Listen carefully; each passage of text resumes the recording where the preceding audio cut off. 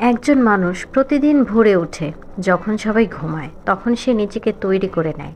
কারণ সে জানে সাফল্য ঘুমন্ত মানুষদের পছন্দ করে না। মানুষ ভাবে তার ভাগ্য ভালো বলেই সে সফল, কিন্তু কেউ দেখে না সেই রাতগুলো যখন চোখ ভিজে কষ্টে, অথচ সকালে হাসি মুখে শুরু করে নতুন দিন।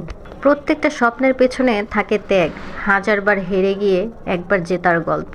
তুমি যতবার পড়বে ততবারই উঠে দাঁড়াতে পারবে, কারণ কেউ এসে তোমাকে বাঁচাবে না, তোমাকেই নিজের নায়ক হতে হবে। মনে রেখো, অন্ধকার চিরদিন থাকে না, ভোর এক সময় আসেই। তোমার পরিশ্রম, তোমার ধৈর্য একদিন ফল দেবে। তবে শুধু একটা শর্তে, থেমো না, যত কষ্টই আসুক লড়াই চালিয়ে যাও। কারণ তুমি হার মানার জন্য না, তুমি জেতার জন্যই জন্মেছো। আমি কিন্তু কথা বলতে বলতে আমার প্রিয় করলা ভাজি আর হচ্ছে শুটকির বড়া আর ইলিশ মাছ দিয়ে ভাত খেয়ে নিলাম। খাবারটা কিন্তু আজকে দারুণ হয়েছিল।